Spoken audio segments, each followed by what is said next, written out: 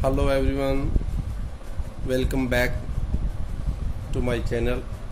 Now today's topic is past continuous tense. जब आप continuous के सारे tenses कर लेते हैं, present continuous, present indefinite, present perfect continuous, तो फिर जो past continuous है या फिर future है उसमें बहुत सारी चीज़ें सिमिलर होती हैं और बहुत सारी चीज़ें आपको लगता है कि मेरे को ये चीज़ें पता है।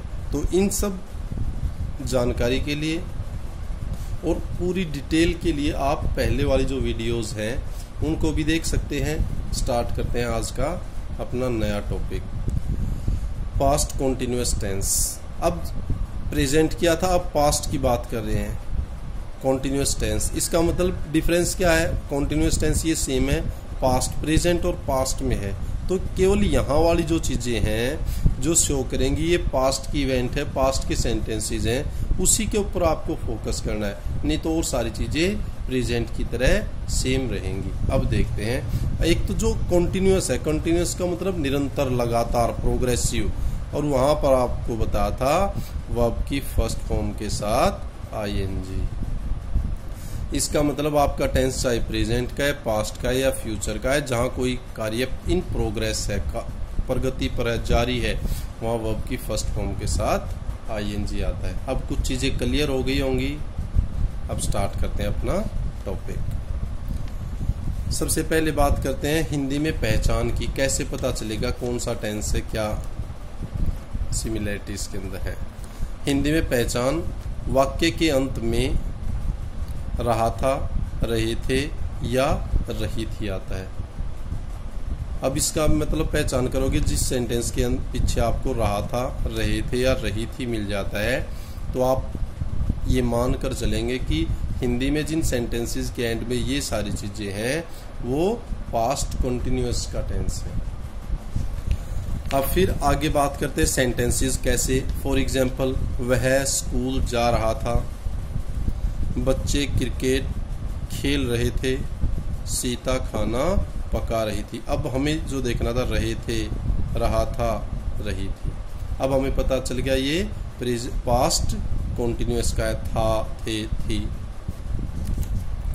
जब ये सारी चीजें पता लग जाता है, अब हमें देखना है इसके अंदर कौन सी हेल्पिंग वर्ब होगी, वर्ब की कौन सी फॉर्म लगेगी, वो सारी चीजें देखनी है। हेल्पिंग वर्ब की अगर बात करें तो इसके अंदर वॉज और वर, ये दो हेल्पिंग वर्ब लगेंगी, इनको ध्यान में रखना है। फिर माइंड में क्वेश्चन आता है कि किसके साथ वॉज का प्रयोग करेंगे और किसके साथ वर। तो जो वॉज है, आई, ही, सी, इट और सिंगुलर नाउन, एक वचन संज्ञा, इन सब के साथ लगाएंगे वॉज। आपका अगर subject I, he, she, it और सिंगुलर नाउन एक वचन संज्ञा है तो आप वॉज का प्रयोग करेंगे। अगर आपका जो सब्जेक्ट है वो यू, वी, दे और प्लूरल नाउन एक से ज्यादा है तो फिर आप यूज करेंगे व। क्लियर? गुड। हेल्पिंग वर्ब के बाद बात आती है वर्ब की फॉर्म की। तो इसके अंदर वर्ब की फर्स्ट फॉर्म के साथ आईएनजी। और वैसे भी मैंने कहा था कि जहां पर रहा की सेंस आपको रिफ्लेक्ट करनी है वहां पर वर्ब की फर्स्ट फॉर्म के साथ आईएनजी लगता है। तो अब वर्ब की फॉर्म भी पता लग गया, हेल्पिंग वर्ब पता लग गया, वर्ब की फर्स्ट फॉर्म आएगी उसके साथ आईएनजी। अब चलते हैं सेंटेंस फॉर्मेशन की तरफ। अब जब इसका जो सिंपल सेंटेंस होगा उसके अंदर क्या होगा, सबसे पहले आप सब्जेक्ट, फिर उस सब्जेक्ट के अकॉर्डिंग देखना है वॉज का प्रयोग करेंगे या वर। जब ये कंफर्म हो जाए फिर वर्ब की फर्स्ट फॉर्म, जो काम हुआ है उसकी फर्स्ट फॉर्म और उसके साथ आईएनजी, और फिर उसके बाद ऑब्जेक्ट।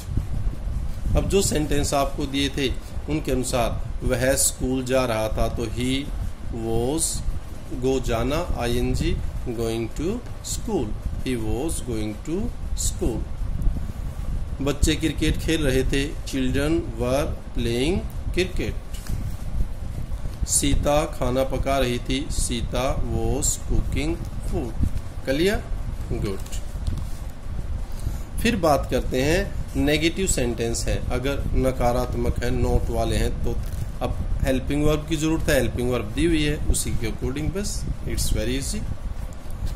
सब्जेक्ट उस सब्जेक्ट के अकॉर्डिंग देखेंगे वो जाएगा या फिर वर। नेगेटिव सेंटेंस बनाना है तो नेगेटिव के लिए नॉट। प्रोग्रेसिव है, वर्क इन प्रोग्रेस है, रहा रहे है, तो वर्ब की फर्स्ट फॉर्म के साथ आईएनजी। फिर जो बचा हुआ रिमेनिंग पार्ट है ऑब्जेक्ट जिसको आप बोलते हैं। इनमें से कोई भी एक सेंटेंस जैसे बना लेते हैं, वह स्कूल जा रहा था, he was going to school. Negative बनाना है, he was not, helping verb के बाद नॉट, गोइंग टू स्कूल, और कोई परिवर्तन, कोई चेंज नहीं होगा। फिर बात करते हैं इंटेरोगेटिव सेंटेंसेस की। क्या वाले? प्रश्नवाचक, एट द एंड जिनके साइन ऑफ इंटेरोगेशन मिलता है या क्वेश्चन मार्क मिलता है वो। उसके लिए क्या है? सबसे पहले हेल्पिंग वर्ब। हेल्पिंग वर्ब का मतलब या तो वॉज या फिर वर। फिर सब्जेक्ट, वर्ब की फर्स्ट फॉर्म के साथ आईएनजी, और फिर ऑब्जेक्ट। अब आगे इसके सेंटेंसेस एग्जांपल्स देखते हैं। अब इंटेरोगेटिव सेंटेंस के अंदर ही मान लो क्या वह क्रिकेट खेल रहा था, was he playing cricket. Interrogative at the end question mark. फिर बात करते हैं इंटेरोगेटिव प्लस नेगेटिव। अब इसके अंदर क्या है? इंटेरोगेटिव भी है और नेगेटिव नकारात्मक भी है। अब कॉम्बिनेशन के लिए क्या करेंगे? पहले इंटेरोगेटिव बनाना है तो हेल्पिंग वर्ब। हेल्पिंग वर्ब क्या थी? वॉज या फिर वर, वो सब्जेक्ट के अकॉर्डिंग लगती है। फिर सब्जेक्ट, फिर नेगेटिव भी है, नेगेटिव का कॉम्बिनेशन नॉट, फिर वर्ब की फर्स्ट फॉर्म के साथ आईएनजी, और उसके बाद ऑब्जेक्ट। है ना इजी? It's very easy. जब आप इसको करेंगे, समझेंगे और फिर करके देखेंगे, इट्स वेरी वेरी इजी। और कोई मुश्किल है तो मैं हूं ना, यू कैन आस्क। एग्जाम्पल दिया हुआ है, क्या वे स्कूल नहीं जा रहे थे? Were they not going to school. तो ये टेंस था अपना पास्ट कॉन्टिन्यूअस टेंस। इनसे रिलेटेड सेंटेंसेस की भी मैं वीडियो डालता हूँ। हर टेंस के बाद कुछ प्रैक्टिस सेंटेंसेस डालता हूँ। बहुत सारे होते हैं, कई बार 50, 100 भी हैं, कुछ 25। कहने का मतलब आपको सफिशिएंट सेंटेंसेस मिल जाते हैं एक्सरसाइज के लिए। तो इसकी भी हम वो एक्सरसाइज वीडियो डालेंगे, वहाँ पर और बहुत सारे सेंटेंसेस आपको मिलेंगे। Thank you. Please like, share and subscribe my YouTube channel. It's for you. Keep learning, keep enjoying, stay tuned, stay healthy, stay safe. Thank you. Thanks a lot.